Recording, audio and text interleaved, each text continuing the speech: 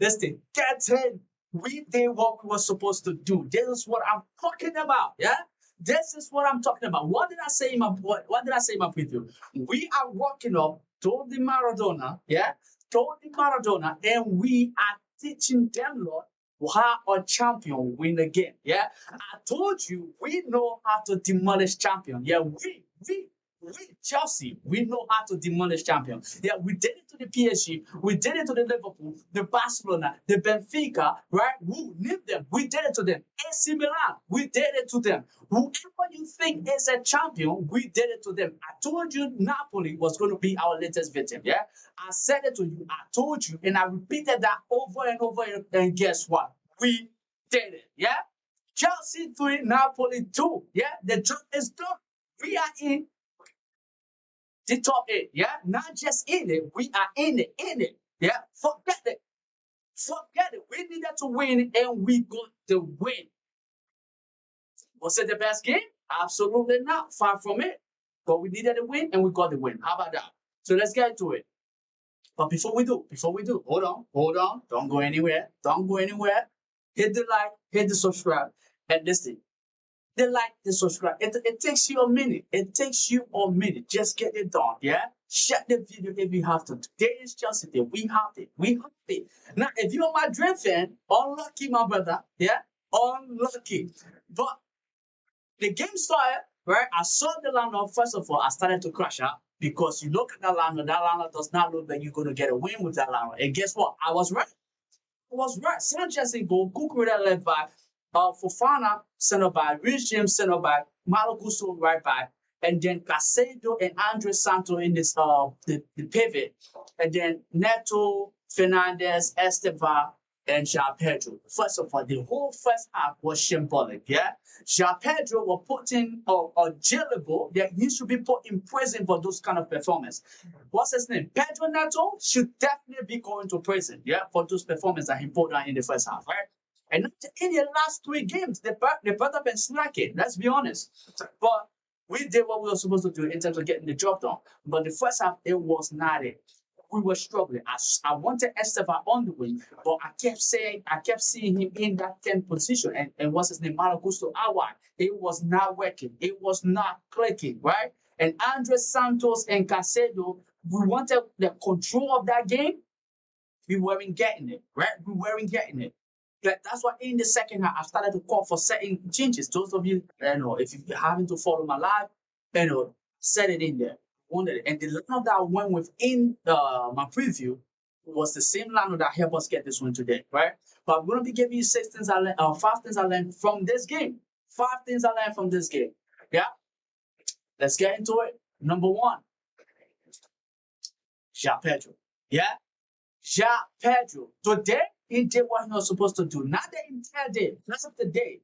Well, half of the game, he looks like a striker, right? The entire first half, like I said, the performance he put down in that first half, he should be going to jail for it, yeah? Not just him, but Pedro, what's his name? Pedro Neto, yes, he should be also be going to prison for those performances, right? And see, the entire first half, like I said, nothing was working. Other than the goal, the penalty we have, right? Nothing seems working. We weren't going forward. We didn't have this. It seems that we didn't have much option when we were going forward, right? And all was not going well. But Joao Pedro, right?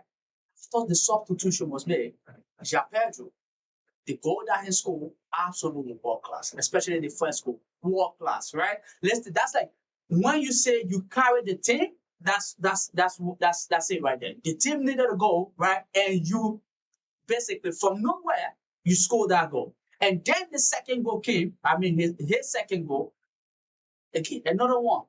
All Palmer did was just make like a 5 yard pass to him, and he was in. Pretty was like the same goal he scored this one weekend against Crystal Palace, right? The ball in from behind, make a run through, and he's in, and went ahead and scored. And he went ahead and scored, right? Brilliant performance from him today. So I would give him, his kudos, especially in the second half, right? He came through for us. He came through for the team, and kudos to him. And number two, Rosinell.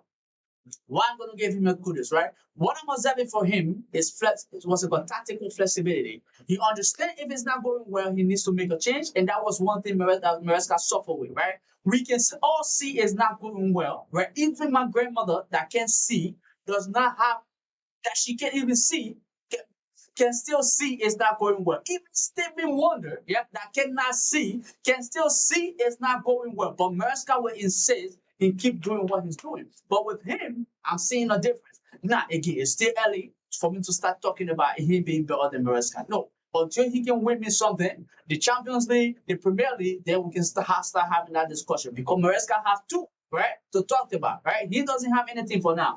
But in terms of tactical flexibility, I'm seeing him and I'm giving him a compliment for that. Because even in prior games, previous game, he's capable of making substitution when they need to be made.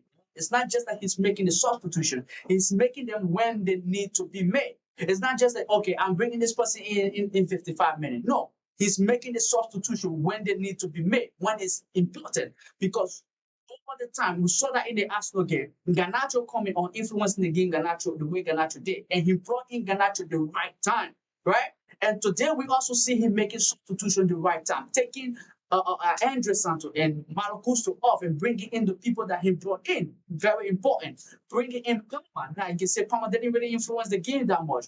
Gave 2 assists that for the goal that Joao Pedro scored. So even though it was 5 yard, 1 yard passes, but you know that's what you get from Palmer. Those type of brilliant, okay, even though it's 1 yard pass, you can still make this pass because it's going to do something, right? If I can make this 1 yard pass and he turn, he could be on goal. So it's like you bring people like that into the game. Both team, what's his name? Rich Jim, where Rich Jim was supposed to be. Brilliant. And not just that, right?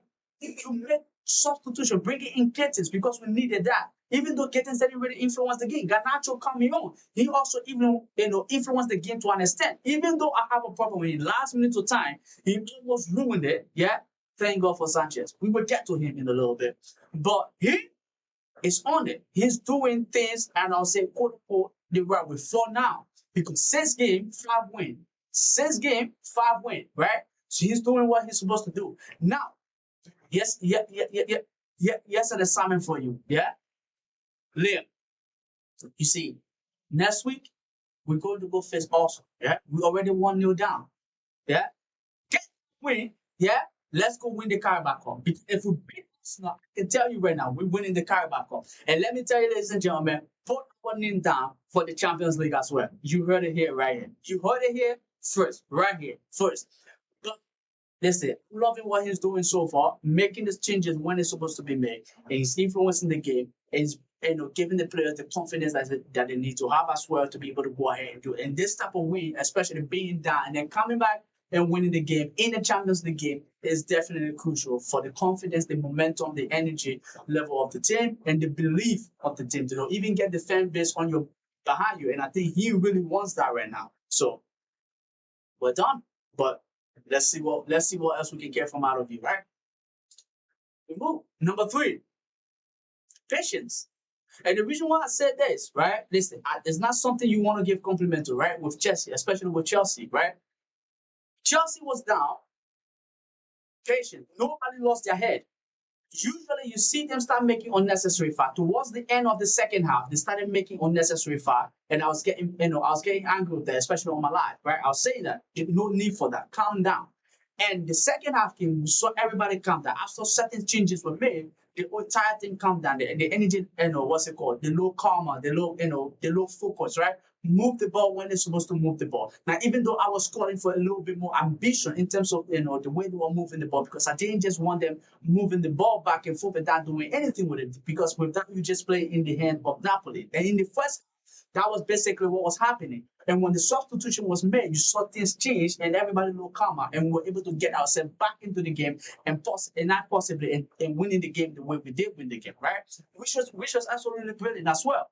So patient and calm. It's not just with this game. I've seen that in previous game. Like I said, I mentioned the Arsenal game. We stayed calm and brought ourselves back into the game. And not just that, but other games as well. Under Rosinell, we stay calm and then bring ourselves back into the game. So in that way, you also want to give Rosinell compliment, what's it called? Applause for that, and also the players as well for being able to stay calm and then winning the game when it's necessary, right? And they did. So we move number 4. This Giza, Fofana, right?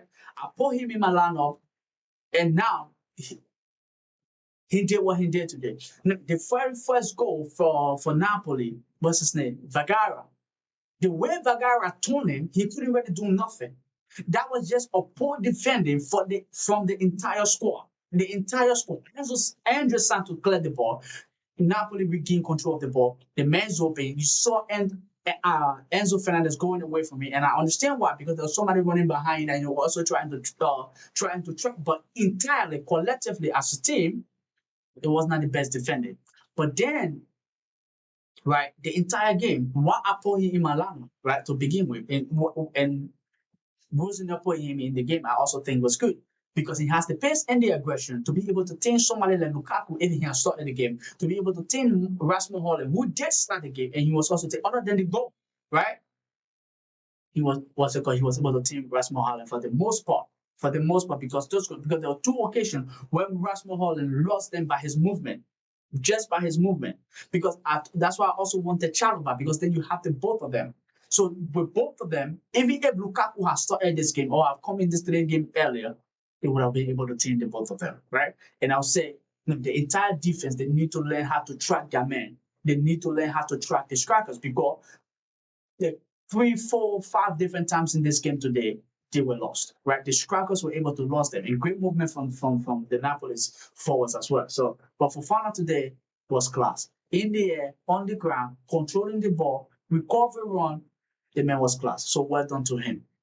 Last but not the least, the big man, yeah? Roberto. I see, that's what I put there. Roberto, yeah? That's it. Him today, class, right? And we all know he's been putting this type of performance in for Chelsea, not just for Chelsea, but I mean, just for Chelsea, right? But I mean, not just today, but other than the Arsenal game, right? Prior to that, the last time he put in a symbolic performance where it was the Man United game. Other than that, I don't remember any. I can't even remember. We have to go as far as last season to be able to find some of his worst performances, right? The man had literally turned things around for himself at Chelsea.